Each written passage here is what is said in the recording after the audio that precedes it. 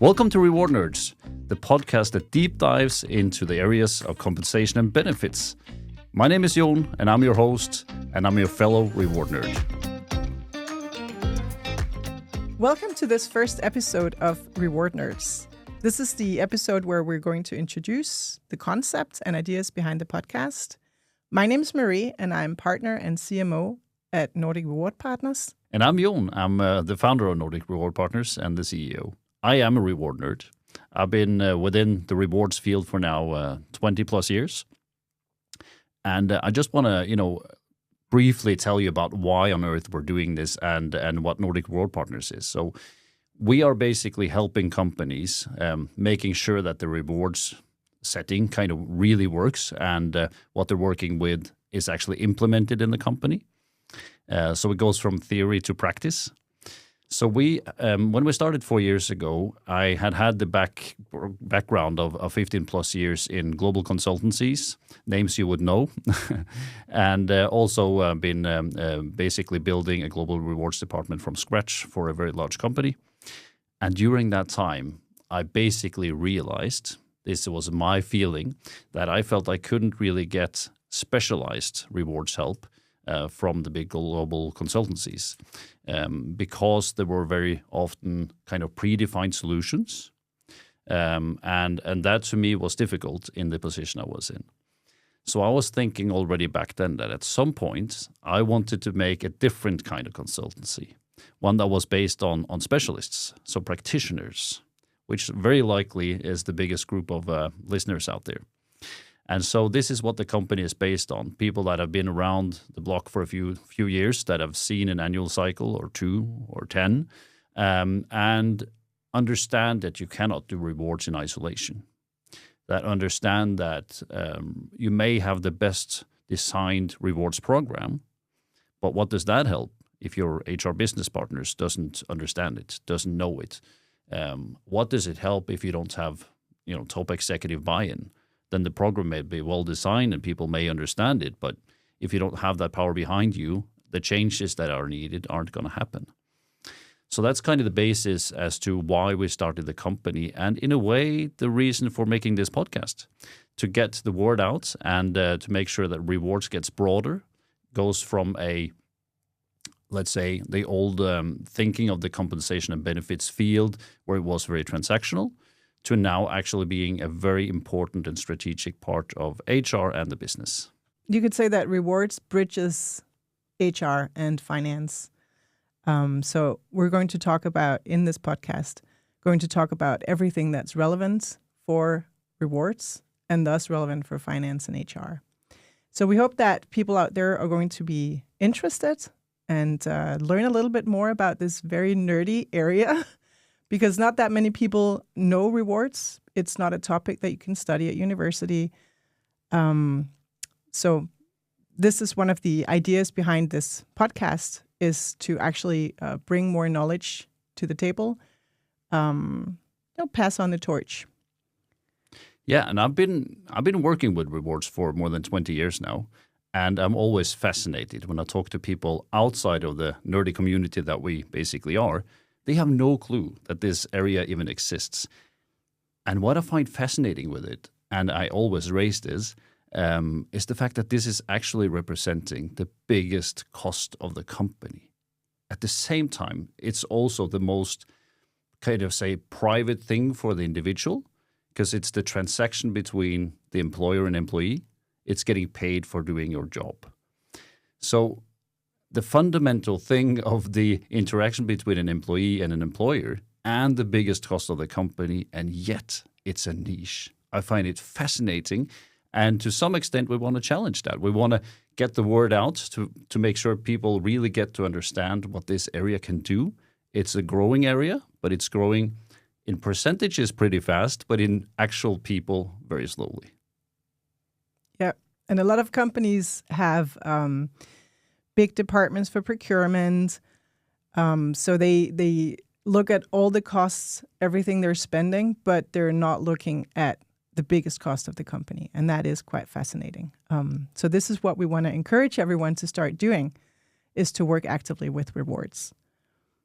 Yeah, and right now it's the beginning of 2025 for people listening to this later on. And at the moment, this is more, it's bigger than ever. And the reason this is really accelerating, and we'll touch upon that in several episodes, is the EU Pay Transparency Directive, which is taking effect in June 2026 or prior, depending on the country. This is really becoming an accelerator as to how important it is. And we're going to touch upon a lot of these things. It's not just the directive itself, but also everything that comes into it. So, how does it link to the ESG reporting, CRSD reporting, all of these kinds of nerdy things, and how does it impact, all the other areas of compensation and benefits, anything with your STIs or your bonus plans, how does it impact your salary setting, your annual salary reviews, all of these amazingly nerdy but super important topics that impacts every single person in the company and the company's financial measures. Yeah, we talked about what would we talk about in this podcast, what type of episodes would we be doing, and we're definitely going to touch on job architecture because that's such a fundamental tool to work with in rewards. And it's going to be essential in order to succeed with pay transparency. We talked about how can we align a reward philosophy with the company's business goals and STI, LTI programs to make sure that we support the overall company growth targets. And then one of your favorites, right? Do KPIs even work? I think that's something we're going to have to deep dive into. How can we handle KPIs in a pay transparency setting? Are they still relevant? Have they ever been relevant?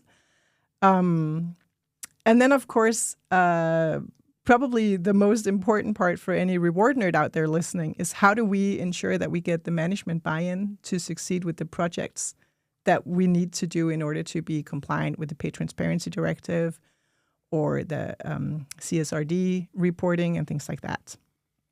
So one thing we should probably address right away is that this is not going to be a podcast with just me and you talking every time. True. We're going to have guests, many different ones. We're not going to name all of them now because we're also going to be inviting some in the time to come. And if you out there happen to be a reward nerd with an amazing story to tell, we'd love to hear from you and talk to you.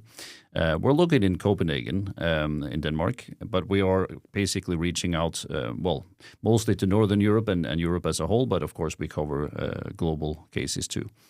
But our guest will be reward nerds in the broad sense, you could say. So we're going to be having people from mid-sized companies, very large companies, heads of rewards and specialists. And we'll also try to get some slightly different angles, maybe one or two politicians to make sure that we also get angles from that. Potentially, if it makes sense to everyone out there as well, and we can succeed in doing so, also somebody from a labor union to understand the perspectives from that angle. Because we have to say, we do represent the companies in these cases. They are our clients, and thereby we kind of have a natural bias in a sense to that side of things. And we'll also talk to some heads of HR to make sure we get it broader, and potentially a CFO. So it's about getting the full angle of rewards, and that also means in terms of who the people that should be listening to this podcast could be, what kind of profiles we're talking to. Of course, it's you reward nerds out there like us, but it's broader, right? We want to broaden the message, as we said in the beginning. We want to make sure it's understood that this is not something that happens in isolation. Traditionally, it has to some extent. It's been transactional. It's about the actual processes, which are still important, but it's broader. And we want to make sure that that has the intentions of, at the very least, the heads of HR, the CHROs, but also finance people and CFOs. And then I always take this one step further, right? I think many of the issues belong, frankly, not just in top management, but sometimes at board level. Of course, some rewards issues are already there for the remuneration committees, but that's typically related to, how do you pay the top executives? Because they formally need to approve it, and some stuff goes to annual general meetings, for voting, etc., in terms of top management pay. But the impact of the organization on the biggest cost, again, of the company should really be at the top of the attention for a board, in my opinion. And having known you for quite a while, one of the things that you often say to people when you speak to someone that doesn't necessarily know rewards, you say, well, salary is a hygiene factor. So whenever a salary is perceived as being good and fair, it's not something we talk about. But as soon as a person, an individual, feels their salary is off, they will talk about it. And they will talk about it a lot. And it will be at top of mind of every conversation they have. And that can really impact a company and the narrative about the company. And consequently, attraction, retention. If it turns into I guess you're not supposed to say that in a podcast, but a shitstorm. And honestly, the Pay Transparency Directive, that has a lot of shitstorm potential. So a lot of companies need to start preparing, and we've said this for a couple of years now, but companies are still sort of waiting to see, well, how is the legislation going to be implemented in each country? But there are so many things that we can start doing even before we know the actual implementation. And we only have one salary cycle left to do this. So from a rewards perspective, we're kind of in a hurry. Even though from a top management or a board perspective, it's maybe still not something that we've caught on to. So this is definitely something that's going to take up a lot of space in this podcast, is how do we prepare? How do we make sure that we're ready from a rewards perspective, from a company perspective, to meet the requirements of this Pay Transparency Directive? Fully true. At the same time, I think it will be very, very important for us in this podcast to make sure that this is not about just understanding, a number of pages of law text and a directive. It will fundamentally look different in some areas from country to country. At this point of time, we know, Sweden has come up with some interpretations. They make these, 17, 18 pages into 388 pages. and so that contains a lot of detail, of course, as to how they want to do it. And other countries are looking at much smaller versions of it. And some are including everything, some are making it stricter. But what will be key in this podcast is not just understanding what actually says, but it's about how do you actually deal with it? How do you tackle this? And then ideally, now this becomes slightly political if you put it that way, but we would like this to be more than a compliance exercise, right? Because you can, of course, see it that way. It is a compliance exercise. Formally, you need to live up to requirements. There are some reporting requirements. You need to stay within some certain borders in terms of what the difference in salary could be in certain reasons and areas. But we fundamentally would like this to actually solve something. So we're also going to be deep diving into some of the background as to why is there a Pay Transparency Directive coming? People ask us, but hasn't there virtually always been some sort of law against discrimination? And in most countries, it has for a very long time. So that's not new, but the transparency is new. And that means visibility. That means what you just mentioned with the hygiene factor. People will know if their salary smells, if you like. They will see it. And this feeling of fairness is going to be very important. So if we could get companies and people to understand kind of the broader perspectives of this, and hopefully also inspire some to do this in the right way, would be great. Right, so that's kind of the ambition for this. Broaden the knowledge around rewards as an area. Give listeners an inspiration in certain areas. Hopefully give some hints and tips and tricks in areas where they might struggle. Get some really good speakers in here that have been on the corporate side even longer or in a more intense way or different ways than we've been. And so we're just really, really looking forward to this podcast, to introduce a lot of these things to you. And somehow I feel this has been missing. We have seen certain episodes here and there of areas that touch upon rewards. We have seen episodes from other providers and others that have certain themes. But a dedicated reward podcast, it might be out there already, but we just don't know it. And we want to make this one an interactive one in the sense that we'll have guests and talk about this and deep dive into topics. So we'll also be very, very open to get suggestions in terms of speakers, in terms of themes, and honestly, questions to these speakers. So probably isn't the right place to do it, but I'll do it now anyway. We can say you can send questions and comments directly to our mailbox, which is hello@NordicRewardPartners.com. And there we'll kind of monitor that and see, okay, do we get really, if we're going to have a session around STIs and how do you tackle how that's going to work out in the pay transparency setting, deep diving into KPI issues, etc. If you can suggest good speakers there, that would be one thing. And the other thing is, specific questions that could be discussed. That would be great. That would be even more nerdy and real, you could say.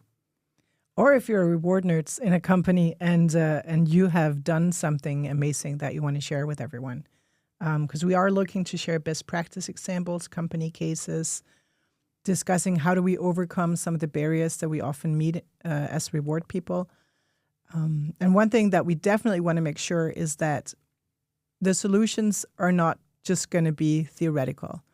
Because often you see traditional consultancies, they will come up with a solution. It's mostly theoretical. And once they leave the building, then, it just ends up in a desk somewhere and nobody uses it. But we want to make sure that the things that we talk about on this podcast are things that can live in the companies, that actually work for you as reward people, for you as HR people, for you as finance people, to make sure that we actually support the business growth, that what we do with the biggest cost of the company actually makes sense in a broader perspective. We want to inspire you to have a reward philosophy, to know and have an opinion about how do you pay your employees.